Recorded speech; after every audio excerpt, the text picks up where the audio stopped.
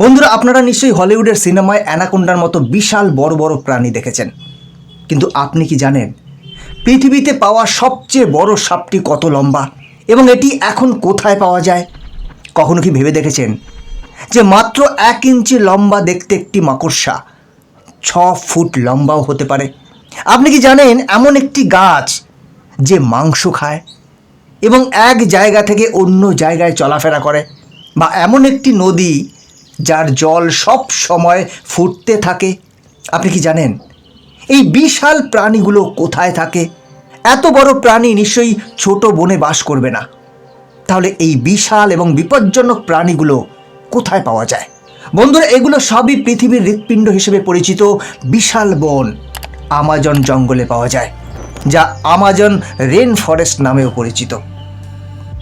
Amazon জঙ্গল এত বিশাল এবং বিস্তৃত যে বিজ্ঞানীরাও এটি পুরোপুরি আবিষ্কার করতে পারেনি, বুঝে উঠতে পারেনি।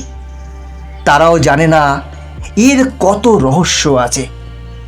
বিজ্ঞানীরা কয়েক দশক ধরে আমাজন জঙ্গলকে নিয়ে গবেষণা করে আসছেন এবং প্রতিবারই এই গবেষণাগুলোতে এমন কিছু বিষয় সামনে আসে যা বেশ অবাক করার মতো। বিজ্ঞানীরা দাবি করেছেন যে তারা এমন কিছু জিনিস দেখেছেন যা বাইরের জগতে দেখা অসম্ভব। আমাজন রেন ফরেস্ট এত বিশাল এবং বিস্তৃত যে এর একটি নিজস্ব জগৎ আছে এবং বর্তমানে সেই জগৎ সম্পর্কে আমাদের ধারণা, মানে মানুষের ধারণা, খুবই সামান্য।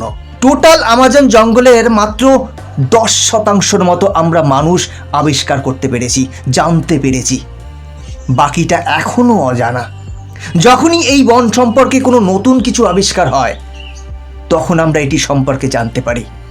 বন্ধুরা, এই ভিডিওতে আমরা আপনাকে আমাজন রেন ফরেস্ট সম্পর্কে কিছু আকর্ষণীয় এবং রহস্যময় তথ্য বলবো, যেটা হয়তো এর আগে আপনি কখনো দেখেননি বা শোনেননি, যা আপনাকে ভাবতে বাধ্য করবে যে এই বন কতটা বিপজ্জনক এবং রহস্যময় হতে পারে। নমস্কার, আমি গৌতম আছি আপনাদের সাথে। তাহলে চলুন শুরু করা যাক। প্রথমে আমাজন রেন ফরেস্টে পাওয়া রহস্যময় গাছগুলি সম্পর্কে কথা বলবো। এই জঙ্গলে লক্ষ লক্ষ প্রজাতির গাছ এবং উদ্ভিদ পাওয়া যায়।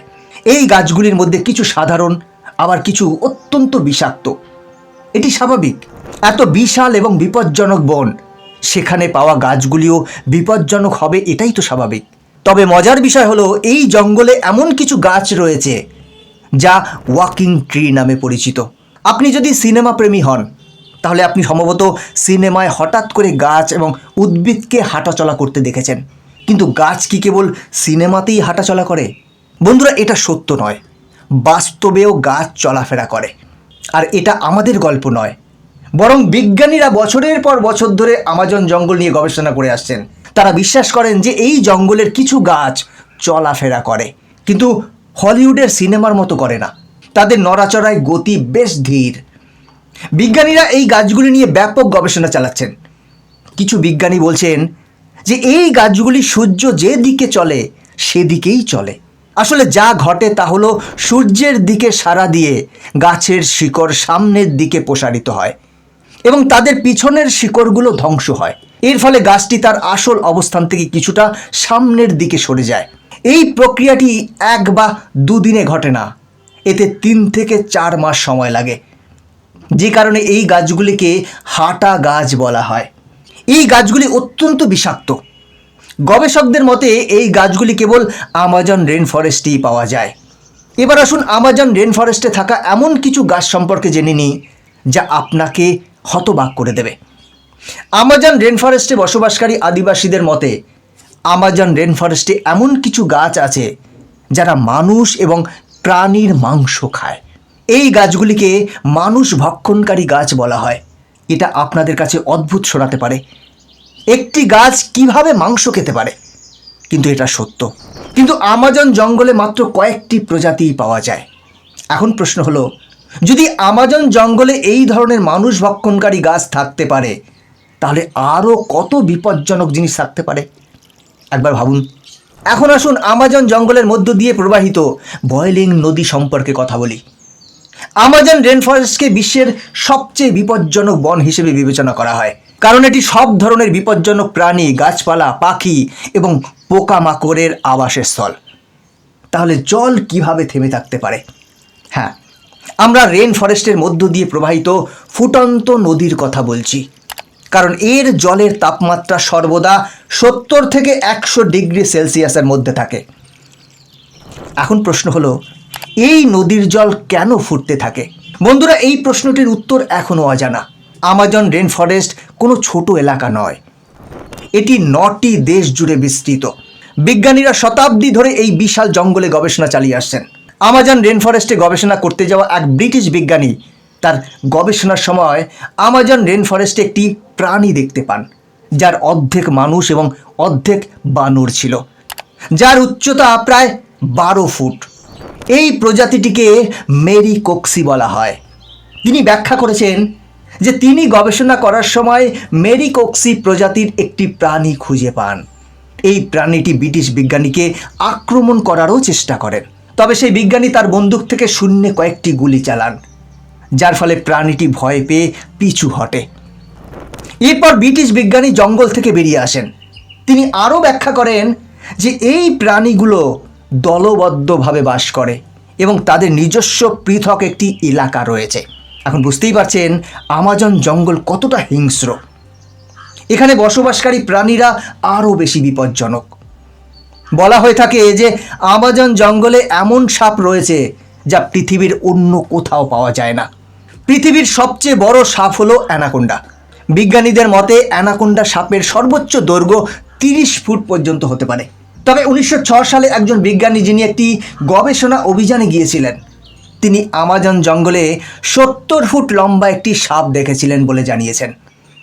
আমাজন রেন ফরেস্টে এত লম্বা সাপের অস্তিত্ব অবাক করার মতো।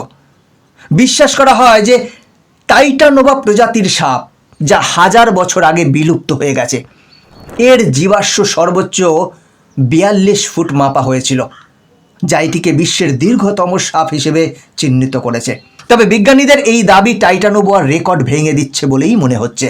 তাছাড়া অন্যান্য বিজ্ঞানীরা দাবি করেছেন যে তারা আমাজন রেন ফরেস্টে 70 থেকে 75 ফুট লম্বা সাপ দেখেছেন।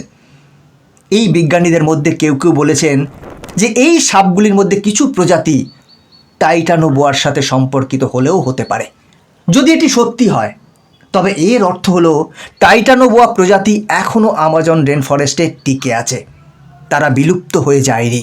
এই বিষয়ে গবেষণা চলছে, তবে এটি নিশ্চিত যে পৃথিবীর সবচেয়ে লম্বা সাপগুলি আমাজন রেন ফরেস্টে বাস করে, এটি অ্যানাকোন্ডা হোক বা টাইটানোভা। বন্ধুরা, এই সাপই আমাজন জঙ্গলের একমাত্র বিপজ্জনক প্রাণী নয়, এমনকি সবচেয়ে ছোট পিঁপড়েও অত্যন্ত হিংস্র।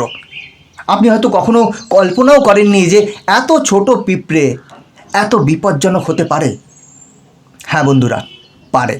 আমাজন জঙ্গলে পাওয়া পিঁপড়ে যদি কাউকে কামড়ায়, তাহলে এর ব্যথা গুলি করার মতো তীব্র। এই কারণেই এই পিঁপড়েগুলোকে বুলেট আন্ট নামে ডাকা হয়।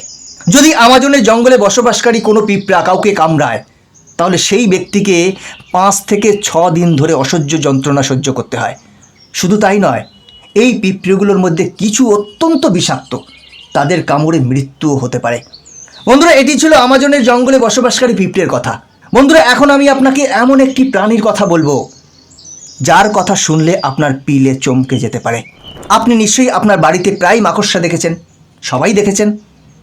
এগুলি দেখতে খুব ছোট এবং বেশ সাধারণ, আমাদের কামড়ালেও খুব বেশি প্রভাব পড়ে না। এই ধরনের মাকড়সা সম্পর্কে সকলেই জানে, কিন্তু আপনি কি জানেন যে আমাজনের রেন ফরেস্টে 6 ফুট লম্বা মাকড়সা দেখা গেছে? 6 ফুট। আমাজনে বসবাসকারী আদিবাসীদের মতে সেখানে 6 ফুট লম্বা মাকড়সা পাওয়া যায়। এই মাকড়সা এতটাই বিপজ্জনক যে তারা তাদের নিজের বাচ্চাদেরও মেরে ফেলে। আদিবাসীদের পাশাপাশি কিছু বিজ্ঞানীও দাবি করেছেন যে তারাও এত বড় মাকড়সা দেখেছেন।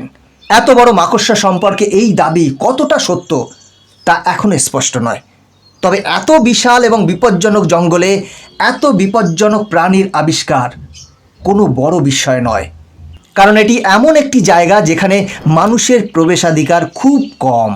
বন্ধুরা, এত বিশাল এবং বিপজ্জনক আমাজন জঙ্গলে এমন জীবের অস্তিত্ব টিকে থাকলেও আমাজন ফরেস্ট সম্পর্কে অন্য কিছুও বলা হয়।